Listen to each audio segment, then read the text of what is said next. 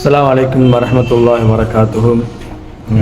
80வது சுதந்திர தின நல்வாழ்த்துக்கள். நம்ம ஃபேஸ்புக்கில் வீடியோ போட்டாலே சம்மந்தம் இல்லாமல் நம்மளுக்கு வகுப்பு எடுக்கிறாங்க. இந்திய சுதந்திர போராட்டத்தினுடைய அது சம்மந்தமாக எங்களுக்கு வகுப்பு எடுக்க வேண்டிய அவசியம் இல்லை. யாரெல்லாம் இந்த இந்திய சுதந்திர போராட்டத்துக்காக வேண்டி பாடுபட்டாங்களோ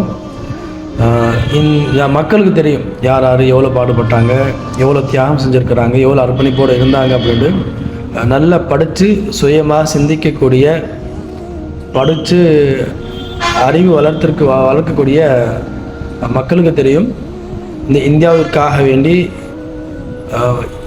எவ்வளோ மக்கள் பாடுபட்டாங்க, என்ன தியாகம் செஞ்சாங்க அப்படின்ட்டு.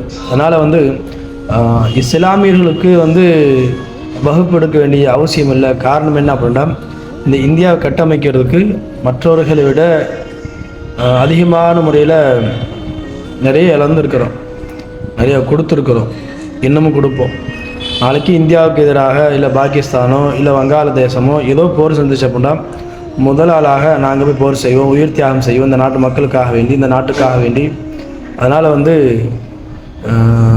கமெண்ட் செக்ஷனில் சம்மந்தமே இல்லாமல் கமெண்ட் பண்ணுறது, ஏன்னா நாகரிகமான வார்த்தைகள் அல்லாமல் அநாகரிகமான வார்த்தைகள் பயன்படுத்துவது முற்றிலும் தவறானது.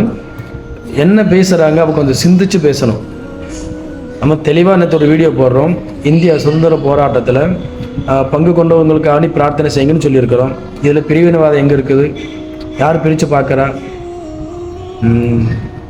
ஒருத்தவங்க நல்லா பேசுகிறவங்களுக்கு கூட கடுமையான கோபத்தை வச்சு பேச வைக்கிறதே சில நபர்களுக்கு விருப்பமாக இருக்குன்னு நினைக்கிறேன். அதனால் என்ன வீடியோ போடுறோமோ அது சம்மந்தமான கமெண்ட்ஸுகளை பண்ணுங்கள், பதிவுகள் செய்யுங்க.